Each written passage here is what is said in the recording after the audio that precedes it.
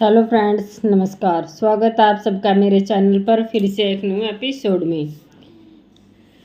आज हम बात करेंगे एक ऐसी महिला की जो अपने संगीत से लोगों को मंत्रमुग्ध करती थी और जिसने अपने बेटे को चमकता सितारा बनाया।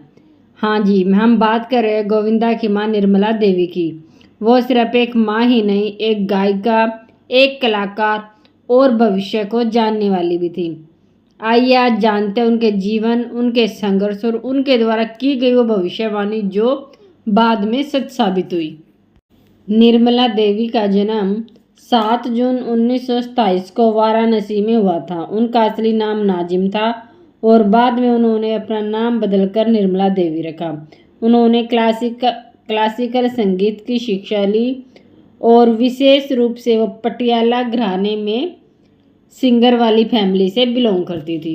गोविंदा की मां निर्मला देवी एक अच्छी सिंगर थी और सिंगर के साथ साथ बहुत अच्छे भजन भी कर लेती थी। कहा तो यह भी जाता है कि वो उनकी आवाज़ ऑल इंडिया तक फैली। एक बार वो अपनी आवाज़ के जरिए किसी से मिली तो उन्होंने कहा, आपकी आवाज़ ही नहीं, आपकी शक्ल भी बहुत अच्छी है, आप फिल्मों में ट्राई कर सकते हो। तो सन 1942 में उन्होंने फिल्म इंडस्ट्री में अपना कदम रखा। उनकी पहली फिल्म थी सवेरा और उनके सह कलाकार थे गोविंदा के पिता अरुण कुमार आहूजा, जो खुद बड़े एक्टर थे, जिनको उस समय में फिल्मिस्तान स्टूडियो से मौका मिला हुआ था, जो उस टाइम की बहुत बड़ी बात थी। गोविंदा के फादर ने भी बहुत सारी फिल्में की। धीरे धीरे दोनों की दोस्ती हुई और उन दोनों ने शादी कर ली। उसी साल उसके बाद गोविंदा की मां यानी निर्मला देवी की बहुत सारी फिल्में, शारदा, गली, पिया मिलन आदि फिल्मों में गोविंदा की मां निर्मला देवी को देखा जा सकता है। इस तरह इनकी शादी होने के बाद और फिल्म चलने के बाद अरुण आहूजा ने अपनी ज़िंदगी की एक सबसे बड़ी गलती की। उन्होंने गलती की कि उन्होंने एक फिल्म अपने प्रोडक्शन हाउस में बनाई जिसका नाम था सहरा, और यह फिल्म बुरी तरह फ्लॉप हो गई। और इस फिल्म को बनाने के लिए अरुण आहूजा ने अपना सब कुछ इस फिल्म पर लगा दिया, जिससे उनका कैरियर ख़त्म हो गया।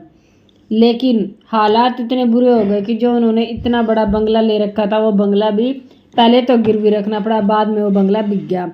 सब कुछ बिक गया और हालात इतने बिगड़ गए कि गोविंदा के फादर को अपना सब कुछ छोड़कर विरार जैसे इलाके में, जो देहात का इलाका, वहाँ पर रहना शुरू किया और वे बिल्कुल टूट चुके थे। तो उस समय उनका पालन पोषण करने के लिए गोविंदा की माँ जगह जगह जाकर भजन कीर्तन करती थी, जिससे उनके घर का गुजारा चलता था।